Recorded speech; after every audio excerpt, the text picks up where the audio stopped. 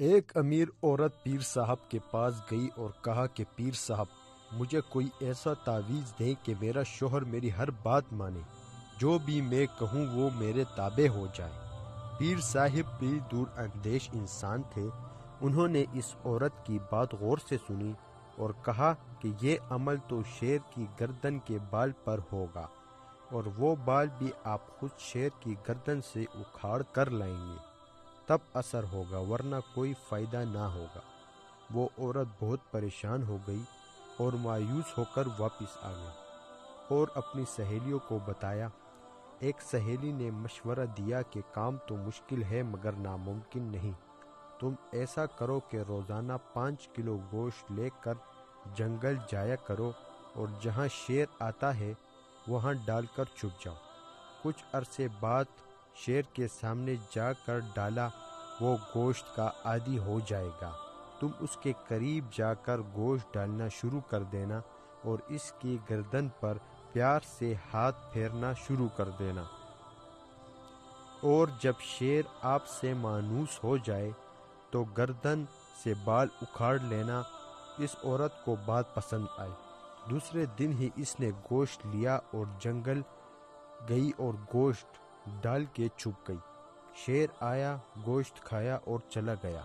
اس عورت نے 1 ماہ تک ایسا کیا۔ 1 ماہ بعد اس نے شیر کے سامنے جا کر گوشت ڈالنا شروع کر دیا تاکہ شیر کو پتہ چل سکے کہ اس کی خدمت کون کرتا ہے۔ کچھ عرصے بعد شیر بھی عورت سے مانوس ہو گیا تھا۔ عورت نے شیر کی گردن پر آہستہ آہستہ پیار سے ہاتھ پھیرنا شروع کر دیا۔ ایک دن عورت نے موقع دیکھ کر شیر کی گردن سے بال اکھیڑا اور خوشی خوشی پیر صاحب کے پاس پہنچ گئی اور بال پیر صاحب کو دیا اور کہا کہ میں شیر کی گردن سے بال اکھیڑ لے آئی ہوں، اب آپ عمل شروع کریں۔ پیر صاحب نے پوچھا کہ کیسے لائی ہو، تو عورت نے پوری تفصیل بتا دی۔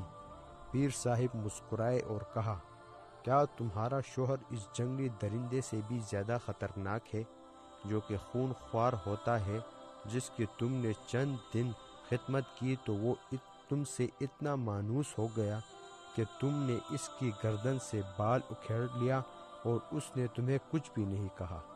تمہارے شوہر کے ساتھ بھی پیٹ لگا ہوا ہے، تم اس کی خدمت کرو۔ جب جنگلی درندہ خدمت سے اتنا مانوس ہو سکتا ہے تو ایک باشعور انسان بھی آپ کے تابع ہو سکتا ہے۔